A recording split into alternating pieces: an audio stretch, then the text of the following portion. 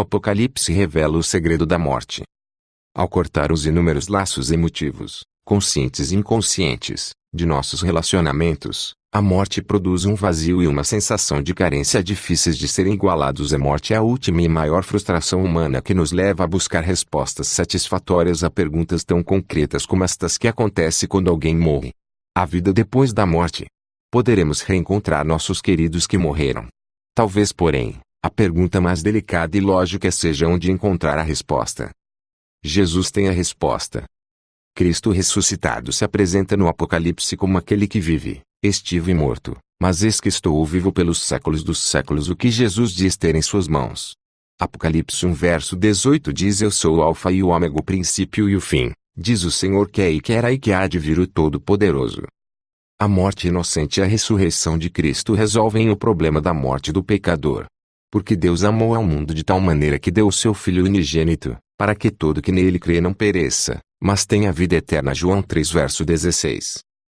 Todo-Poderoso, Ele sabe tudo, sabe como criou a vida e o que acontece quando uma pessoa morre. Eu fui arrebatado no Espírito no dia do Senhor e ouvi de trás de mim uma grande voz, como de trombeta, que dizia: Eu sou o Alfa e o Ômega, o primeiro e o derradeiro, e o que vês, escreve num livro, e envio às 7 igrejas que estão na Ásia, a Éfeso, e a Esmirna, e a Pérgamo, e a Tiatira, e a Sardes, e a Filadélfia, e a Laodiceia. Por isso é que quando discutiam com ele um problema a respeito dos mortos e da ressurreição de Jesus, porém, respondendo, disse-lhes: Errais, não conhecendo as Escrituras nem o poder de Deus. Entender o que a Bíblia diz acerca da criação do ser humano facilitará nossa compreensão do mistério da morte. A Bíblia não diz que temos uma alma independentemente do corpo. A revelação declara que somos uma alma vivente como resultado da harmoniosa combinação do pó com o fôlego. Para que a alma vivente continuasse vivendo, havia uma condição a cumprir: que permanecesse obediente. O grande engano de Satanás consistiu em proclamar a imortalidade incondicional. Diz ele: Não importa o que faças, viverás. De acordo com a revelação bíblica, o único que tem a imortalidade é Deus. 1 Timóteo 6 versos 15 e 16. Veja que neste versículo veja seguirá qual a seu tempo mostrará o bem-aventurado e único poderoso Senhor, Rei dos reis e Senhor dos senhores.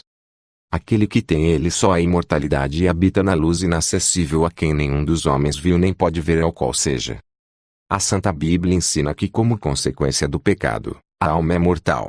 Note, por exemplo, a Santa Bíblia ensina que, como consequência do pecado, a alma é mortal. Note, por exemplo, alguns dos muitos versículos do que corroboram esta declaração: se lhes cortas a respiração, morrem, e voltam ao seu pó. Salmo 104. O assassino não tem a vida eterna permanente em si. Note-se que a palavra adormeceu está expressando inconsciência, como transparece de outras passagens bíblicas. Por exemplo, Eclesiastes 9 verso 5 declara enfaticamente que os mortos não sabem coisa nenhuma. O Salmo 146 verso 4 diz: seu espírito e ele volta para a terra, naquele mesmo dia perecem os seus pensamentos. Falando da morte diz: nesse mesmo dia perecem todos os seus desígnios.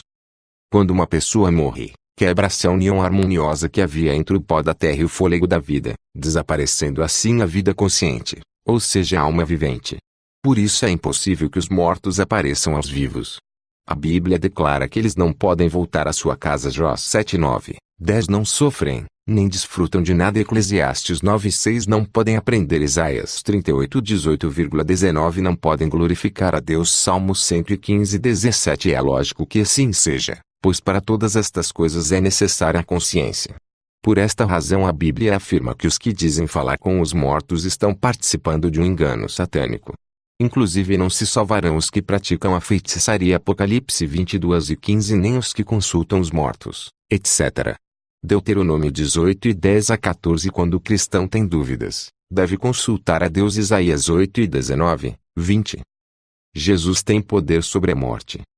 Apocalipse 1 verso 5 fala a respeito de nosso Senhor Jesus Cristo como primogênito dos mortos, que na linguagem bíblica significa o mais importante, o primeiro ou preeminente, considerando que ele não foi o primeiro a morrer nem tampouco o primeiro a ressuscitar. Moisés foi ressuscitado no Antigo Testamento, e que também não foi o primeiro ressuscitado a ascender ao céu. O mesmo Moisés, depois de ressuscitado, ascendeu, como demonstra o incidente do Monte da Transfiguração. Torna-se evidente que o sentido é outro. A expressão é equivalente à que se usa referindo-se aos governantes quando se diz primeiro mandatário, ainda que tenha havido 200 mandatários antes dele. Outro exemplo: às vezes falamos da primeira dama, não é a primeira, pois Eva foi a primeira dama que houve na terra. Não obstante, por ser a esposa do presidente do país, se constitui na primeira dama em importância. A morte e a ressurreição de Cristo é a primeira em importância, pois nos garante que haverá ressurreição e vida eterna para os crentes. 1 Coríntios 15 versos 3, 20 a 23. Por isto é que ele tem a preeminência,